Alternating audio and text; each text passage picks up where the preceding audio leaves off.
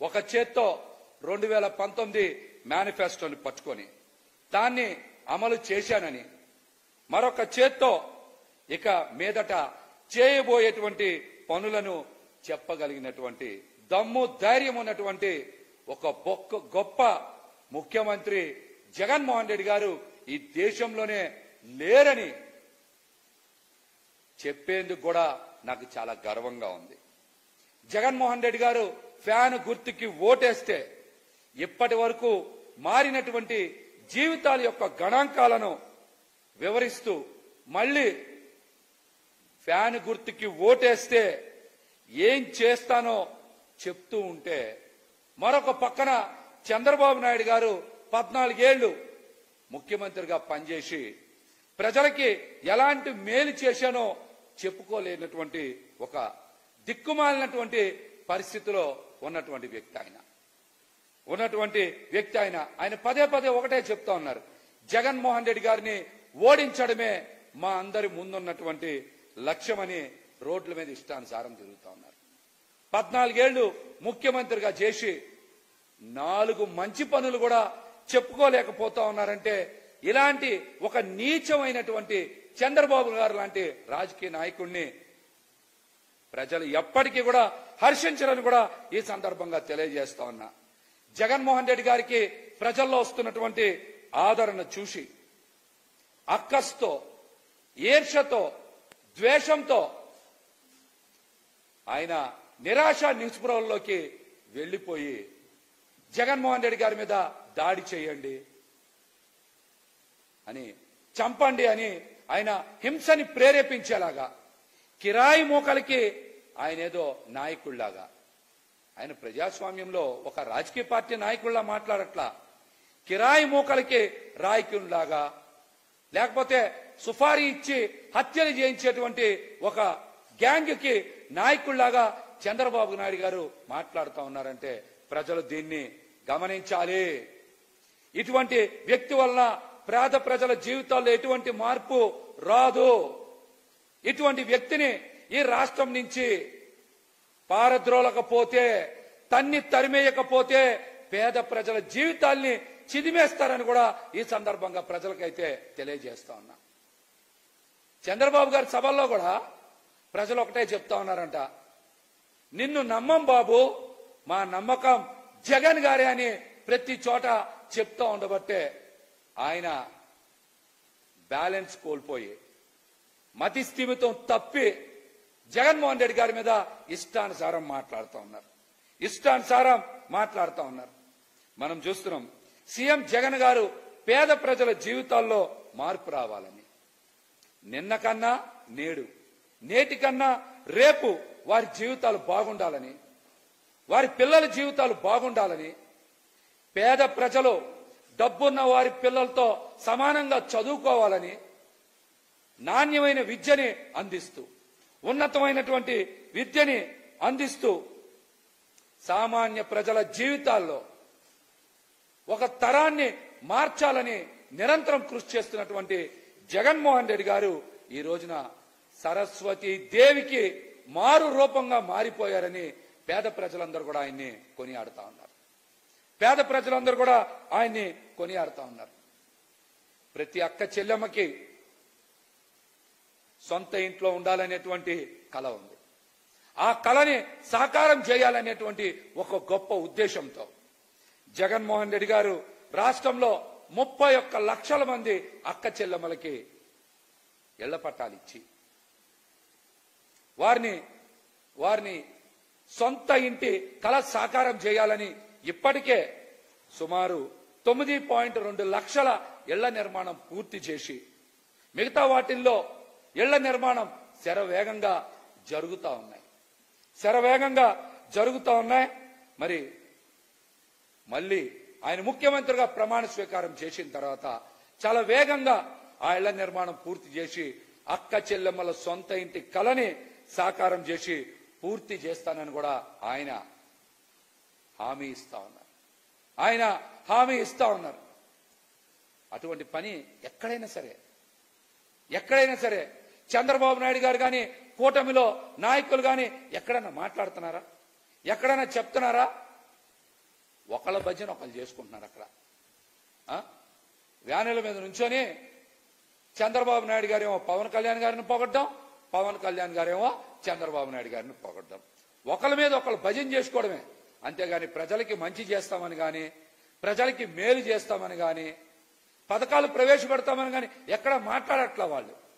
ఎంతసేపు జగన్మోహన్ రెడ్డి గారి మీద అక్కసు వెలగొక్కోవడం, లేదంటే ఒకళ్ళ మీద ఒకళ్ళు భజన చేసుకోవడం. ఎట్లాంటి వ్యక్తులు ఈ రాష్ట్రానికి అవసరమా?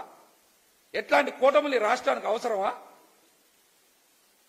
జగన్మోహన్ రెడ్డి గారు లాంటి వ్యక్తి పేద ప్రజల జీవితాల్ని మార్పు తీసుకొచ్చి వాళ్ళని ఉన్నతంగా తీర్చిదిద్దాలనేటువంటి ఒక గొప్ప సంకల్పంతో పనిచేస్తా ఉన్నారు.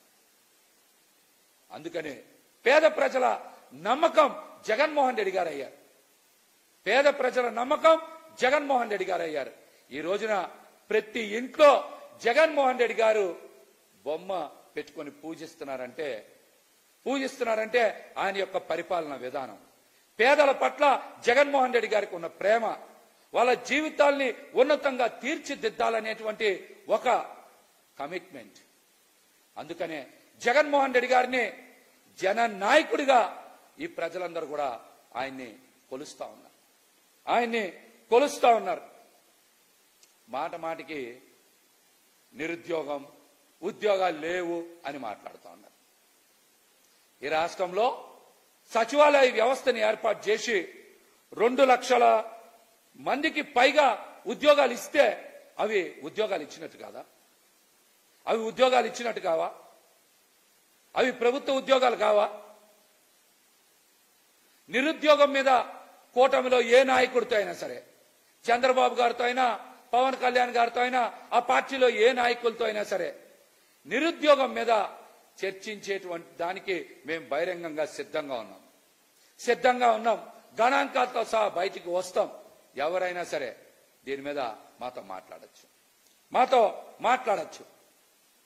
జగన్మోహన్ రెడ్డి గారు ప్రవేశపెట్టినటువంటి పథకాల్ని మేము కొనసాగించాం అని చెప్పే దమ్ము చంద్రబాబు నాయుడు గారు ఆయన కోక్ గాని, ఆయన కూటమికి గాని ఉందా? ఈ సవాల్ని స్వీకరించాలి.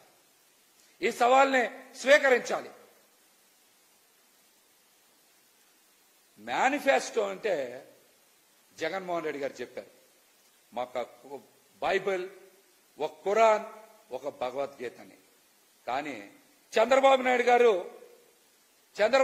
గారు ఈ ప్రపంచంలో ఏ రాజకీయ పార్టీ కూడా చేయదు. వెబ్సైట్లోంచే మాయం చేసినటువంటి వ్యక్తి, మేనిఫెస్టోనే వెబ్సైట్లోంచే ఆయన మాయం చేసినటువంటి వ్యక్తి. అటువంటి వ్యక్తి జగన్మోహన్ రెడ్డి గారు అమలు చేసినటువంటి సంక్షేమ పథకాలని కలలో అన్న అమలు చేయగలదా చంద్రబాబు నాయుడు గారు? కనీసం వాస్తవంలో కాదు, తలలో అయినా సరే జగన్మోహన్ రెడ్డి గారు అమలు చేసినటువంటి సంక్షేమ పథకాలని చంద్రబాబు నాయుడు గారు కలలో అన్న అమలు చేయగలరా? ఆయనకి ఎంతసేపు కూడా పెత్తందారులకి, పెట్టుబడిదారులకి, పారిశ్రామికవేత్తలకి దోచిపెట్టడం ఆయన ఎజెండా. అందుకే ఆయన అధికారంలోకి వస్తారు. వాళ్ళకి దోచిపెట్టడానికి ఆయన అధికారంలోకి వస్తారు. ఇంకో పక్కన జగన్మోహన్ రెడ్డి గారు సామాజిక న్యాయం చేస్తూ ఉన్నారు. బీసీ, ఎస్సీ, ఎస్టీ, మైనార్టీలందరికీ కూడా మరి 50% పైగా చట్టసభల్లో తీసుకెళ్ళడానికి, అటు అసెంబ్లీలో ఇటు పార్లమెంట్లో 100కి పైగా స్థానాలు ఇచ్చినటువంటి ఒక గొప్ప వ్యక్తి జగన్మోహన్ రెడ్డి గారు. ఆయన ఈ వర్గాలన్నీ కూడా చట్టసభల్లో ప్రవేశించాలి, వాళ్ళ ఆత్మగౌరవం పెరగాలనేటువంటి ఒక గొప్ప సిద్ధాంత భావజాలంతో ముందుకెళ్తున్నారు. కాబట్టినే ఆయన అంబేద్కర్ గారి ఆలోచన విధానాన్ని వాస్తవ రూపంలో అమలు చేస్తున్నారు. కనుకనే జగన్మోహన్ రెడ్డి గారిని సామాజిక విప్లవకారుడని ఈరోజు రాష్ట్రంలో బీసీ, ఎస్సీ, ఎస్టీ, మైనార్టీలందరూ కూడా కొనియాడుతా ఉన్నారు. ఆయన సామాజిక న్యాయం చేస్తూ ఉన్నారు. కానీ లోకేష్ గారు లాంటి వ్యక్తి సామాజిక సమతుల్యత అమరావతిలో దెబ్బతింటదని, పేద సామాన్య వర్గాలు ఎవరు కూడా అక్కడ నివాసం ఉండకూడదని జగన్మోహన్ రెడ్డి గారు పెద్ద మనసుతో అక్కడ ఇళ్ల పట్టాలు ఇస్తే కోర్టులో వేసి ఆయన్ని నిలుపుదల చేయించినటువంటి ఒక దుర్మార్గ నైజం ఉన్నటువంటి వ్యక్తి నారా లోకేష్ గారు. పేద ప్రజలంట అమరావతిలో ఉంటే సామాజిక సమతుల్యత దెబ్బతింటదంట. మరి సామాజిక న్యాయం పేరుతో జగన్మోహన్ రెడ్డి గారేమో బీసీ, ఎస్సీ, ఎస్టీ, మైనార్టీలందరూ నా వాళ్ళందరూ బాగుండాలని ఆయన కష్టపడి పనిచేస్తూ ఉంటే, మరి నారా లోకేష్ గారు లాంటి వ్యక్తి సామాజిక సమతుల్యత దెబ్బతింటదని కోర్టులో కేసులు వేస్తున్నటువంటి అంశాన్ని పేద ప్రజలందరూ కూడా గుర్తుపెట్టుకోవాలి. ఇట్లాంటి పెట్టుబడిదారులకి, పెత్తందారులకి, అహంకారంతో విర్రవీగేటువంటి వ్యక్తులకి రాబోయే ఎన్నికల్లో మీరు బుద్ధి చెప్పాలని కూడా ఈ సందర్భంగా విజ్ఞప్తి చేస్తా ఉన్నా.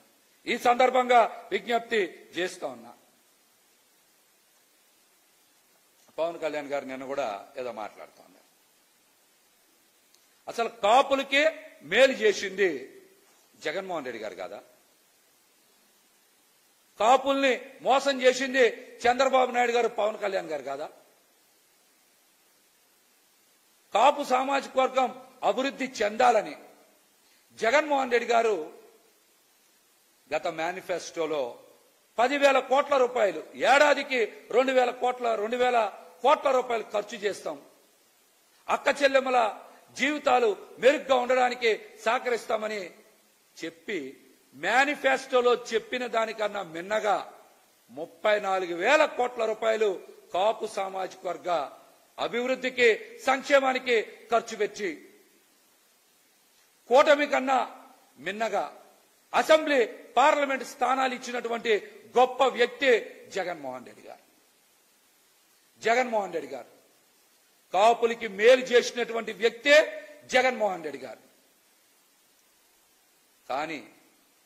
కానీ కాపుల్ని ఓటు బ్యాంకుగా మార్చుకోవాలి, కాపుల్ని చంద్రబాబు నాయుడు గారికి ఏదో విధంగా పల్లకి మోసేలా తయారు చేయాలి, జనసేనని పసుపు సేనగా మార్చేయాలి అని నిరంతరం కుక్క కన్నా ఎక్కువ విశ్వాసం చూపిస్తున్నటువంటి వ్యక్తి పవన్ కళ్యాణ్ గారు. ఆయన ఏ రోజన్నా సరే కాపులకి మేలు చేసేలాగా మాట్లాడారా? చెప్పండి. ఆయన చంద్రబాబు నాయుడు గారి ఇంటి ముందేదో కట్టిపడేస్తే మొయ్యడానికి ఎందుకంత శ్రమిస్తా ఉన్నారు? దీనికి గల మీ వ్యక్తిగత ప్రయోజనాలు ఏంటో ప్రజలందరికీ ఒకసారి చెప్పండి.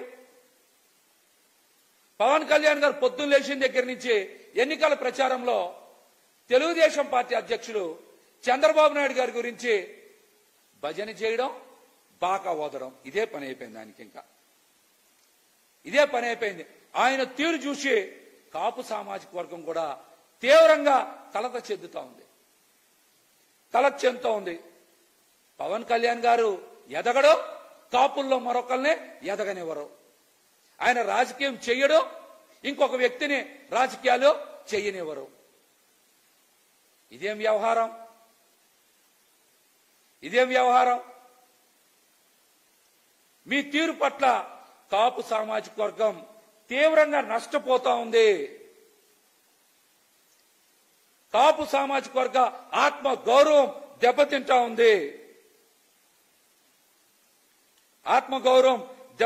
ఉంది. ఏ రోజైనా సరే మీరు కాపు రిజర్వేషన్ల గురించి చంద్రబాబు నాయుడు గారితో ఒక్క మాట మాట్లాడారా? కాపు యువత తాము సంపాదించిన డబ్బుల్లో తిని తినకుండా జనసేనకి విరాళాలు ఇస్తుంటే ఆ కాపు యువత కోసమో, ఆ కాపు సామాజిక వర్గం కోసమో ఒక్కసారైనా నోరెత్తారా పవన్ కళ్యాణ్ గారు? మీరు ముద్రగడ పద్మనాభం గారిని అవమానించిన, వారి పట్ల దారుణంగా ప్రవర్తించిన, ఇవన్నీ పవన్ కళ్యాణ్ గారికి కనిపించలేదా? ముద్రగడ పద్మనాభం గారో, హరిరామ జోగయ్య గారో మీకు చాలా లేఖలు రాస్తే ఒక్కసారి కూడా మీరు ఎందుకు స్పందించలా? మీరు ఎందుకు స్పందించలా? ఈ అంశాల మీద మీరు సమాధానం చెప్పండి. సమాధానం చెప్పండి. చంద్రబాబు నాయుడు గారు అరటిపండు తినేసి ఆ తొక్క మీద విసిరితే ఆ తొక్కకే మీరు కింద పడ్డారు కదా. మీరు జనసేనని పసుపు సేనని అందుకే మార్చారా? మీరు జనసేనని పసుపు సేనగా అందుకే మార్చారా? దీనికి సమాధానం చెప్పండి. పవన్ కళ్యాణ్ గారి జీవితంలో ఏది పర్మనెంట్ కాదు, అన్ని టెంపరీనే, అన్ని టెంపరీనే. ధర్మం మాట్లాడితే పవన్ కళ్యాణ్ గారు అక్కడ నిలబడరు. దొంగలు మాత్రమే, లేకపోతే దొంగల పక్షానో పవన్ కళ్యాణ్ గారితో ప్రయాణం చేస్తారు, లేదంటే ఆయన దొంగలతో ప్రయాణం చేస్తారు. 2 రోజుల నుంచి సోషల్ మీడియాలో చూస్తూ ఉన్నాం. కాకినాడ ఎంపీ అభ్యర్థి ఉదయ్ శ్రీనివాస్ గురించి పెద్ద ఎత్తున సోషల్ మీడియాలో ట్రోలింగ్ అవుతుంది.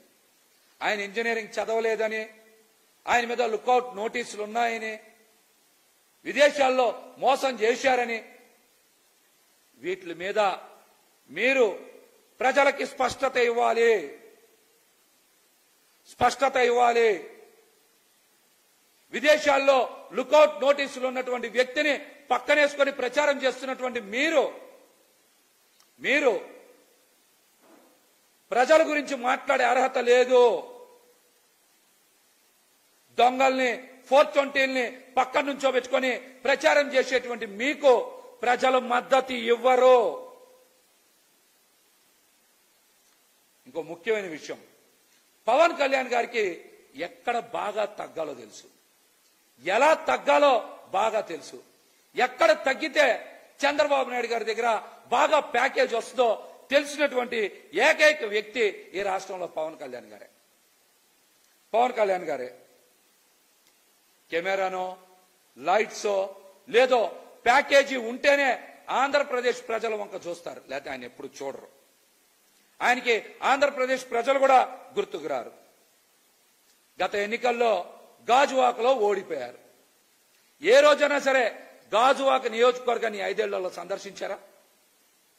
అక్కడ ఉన్న నాయకులతో కనీసం 10 మంది నాయకులతో మాట్లాడారా? అక్కడ ప్రజా సమస్యలను ఏ రోజైనా పట్టించుకున్నారా? భీమవరంలో కూడా ఆయన అల్లూరు సీతారామరాజు గారి విగ్రహం కట్టిస్తా, 1 ఎకరం ఇస్తా, 1 కోటి రూపాయలు విరాళం ఇస్తా అని మాట్లాడారు. ఇంతవరకు అటు గాజువాక ఇటు భీమవరం ఎప్పుడైనా సరే అక్కడ ప్రజలను గాని ఆ ప్రజల సమస్యలను గాని ఎప్పుడైనా పట్టించుకున్నారా? ఈ విషయాల్ని పిఠాపురం ప్రజలు కూడా బాగా గమనించాలి. ఇట్లాంటి విషయాల్ని పిఠాపురం ప్రజలు కూడా బాగా గమనించాలి. ఈయన ఎప్పుడు కూడా ప్రజల పక్షాన్ని నిలబడరు, ప్రజల కోసం పని చెయ్యరు. కేవలం చంద్రబాబు గారి కోసమో తెలుగుదేశం పార్టీ కోసం మాత్రమే పని చేస్తారు ఈయన. ఈ వాస్తవాన్ని మీరందరూ కూడా గమనించాలి. ఇంకొక ముఖ్యమైన విషయం, 2019 తర్వాత జనసేన పార్టీ నుంచి కేవలం కాపులు మాత్రమే ఎందుకు వైదొలిగారు? కాపు నాయకులు మాత్రమే ఎందుకు వైదొలిగారు? వెళ్ళిపోవడానికి కారణం ఏంటి? ఏదో ఒకరిద్దరు వెళ్ళిపోయారంటే వ్యక్తిగత కారణాలు ఇంకోటి అవచ్చు, కానీ 10ల సంఖ్యలో జనసేన పార్టీలో ముఖ్యమైన కాపు నాయకులు అందరూ కూడా ఎందుకు జనసేన పార్టీని వదిలి వెళ్ళిపోయారు? వాళ్ళందరినీ మీరే పంపించారా? లేకపోతే చంద్రబాబు నాయుడు గారి ఆదేశాల మేరకు చంద్రబాబు నాయుడు గారి బ్రోకర్ అయినటువంటి నాదెండ్ల మనోహర్తో కుట్ర పన్ని బయటికి పంపించేశారా? దీనికి మీరు సమాధానం చెప్పాలి. ముఖ్యంగా ఆ రోజున పార్టీని వదిలేసి వెళ్ళిపోయినటువంటి కాపు నాయకుల్లో మరి తమిళనాడు సిఎస్ ఆర్ఆర్ రామ్మోహన్ రావు గారు ఉన్నారు, జేడి లక్ష్మీనారాయణ గారు ఉన్నారు, అదేవిధంగా చింతాల పార్థసారథి గారు ఉన్నారు, మాదాసు గంగాధరం గారు ఉన్నారు, ముత్తంశెట్టి కృష్ణారావు గారు ఉన్నారు, ఆకుల చంద్రశేఖర్ గారు ఉన్నారు. ఇలా చాలా మంది కాపు నాయకులు మాత్రమే పార్టీ నుంచి బయటికి పంపించారంటే దాని వెనకున్న కుట్ర ఏంటి? దాని వెనకున్న కుట్ర ఏంటి? చంద్రబాబు నాయుడు గారి ఆదేశాల మేరకు మీరు ఈ పనులన్నీ చేశారా? దీనికి సమాధానం చెప్పండి. పార్టీలో మిమ్మల్ని నిత్యం అంటిపెట్టుకుని ఉండి మీకు సేవలు చేసినటువంటి ఒక కాపు యువకుడు అంజిబాబు లాంటి వ్యక్తి కూడా మీరు ఎందుకు బయటికి పంపించేశారో సమాధానం చెప్పాలి. సమాధానం చెప్పాలి. దీంతో పాటు Hyderabad party office account section కాలిపోయి ఏడాది అవుతుంది. ఇంతవరకు మీరు ఎఫ్ఐఆర్ నమోదు చేయించారా? చేయించలేదా? దర్యాప్తు చేయించారా? చేయించలేదా? అకౌంట్ సెక్షనే ఎందుకు కాలిపోయింది? అక్కడ ఇన్కమ్ ట్యాక్స్ కి సంబంధించినటువంటి ఫైల్సే ఎందుకు కాలిపోయినాయి? మీరే కాల్పించేశారా? మీరే ఆ పని చేశారా? మీరే ఆ పని చేసి అక్కడ కార్యాలయంలో పనిచేస్తున్నటువంటి 42 యువకుల మీద ఆ నెపం నెట్టి వాళ్ళని బయటికి పంపించారా? ఆ బయటికి పంపించిన 42 మందిలో కూడా 30 మందికి పైగా కాపు యువత ఉన్నారా లేరా? దీనికి కూడా మీరు సమాధానం చెప్పాలి. సమాధానం చెప్పాలి. కాలిపోయిన ఫైల్స్ అన్ని కూడా ఇన్కమ్ ట్యాక్స్ కి సంబంధించినయేనా? అందులో ఏం రహస్యం దాగుంది? ఇట్లాంటి అంశాలకి మీరు ఖచ్చితంగా సమాధానం చెప్పాలని కూడా మేమైతే డిమాండ్ చేస్తా ఉన్నాం.